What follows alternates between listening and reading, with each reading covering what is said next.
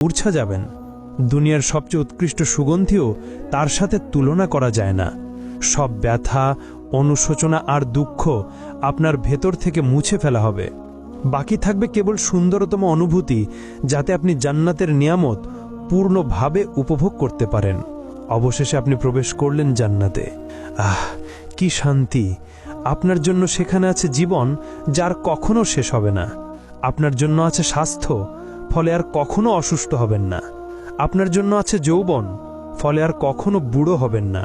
আপনার জন্য আছে সুখ, ফলে আর কখনো দুঃখ পাবেন না। আপনি জান্নাতে প্রবেশ করতেই ফেরেশতারা আপনাকে স্বাগত জানাবে আর বলবে, আল্লাহর পক্ষ থেকে তোমার উপর শান্তি বর্ষিত হোক, স্বাগতম, এখানে চিরকাল থাকো। প্রথমে আপনাকে দেওয়া হবে প্রাসাদ, বাগান ও পুকুর সহ। তারপর আপনার হৃদয় যা চায় তাই আপনাকে দেওয়া হবে, একটিও বাদ যাবে না। হ্যাঁ বন্ধু, এটাই জান্নাত। এমন এক জায়গা যেখানে নেই কোনো দুঃখ, নেই কোনো ভয়, নেই বার্ধক্য, নেই ব্যথা। এমন এক জায়গা যেখানে রয়েছে সব সৌন্দর্য যা আপনি জানেন এবং জানেন না। আপনি বসবাস করবেন এমন ঘরে যা তৈরি হয়েছে সোনা ও রূপার ইট দিয়ে। মরক্কা হিসেবে ব্যবহার হয়েছে মিশক, কঙ্কর হল মুক্তা ও রুবি, এবং মাটি হল জাফরানের।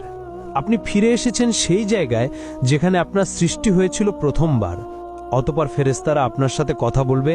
তারা জিজ্ঞেস করবে, সবে তুমি জান্নাতে প্রবেশ করেছ, এখন বলো তুমি কি চাও? উত্তরে আপনি বলবেন, আমি ইতোমধ্যেই আমার রবের অসংখ্য নিয়ামত ও উপহার দেখেছি, আমাকে আরেকটু সামনে যেতে দাও এবং আরো উপভোগ করতে দাও। তখন ফেরেশতারা উত্তর দিবে, এগুলো তো কেবল সূচনা, তুমি এখনো কিছুই দেখনি। এর চেয়েও মহান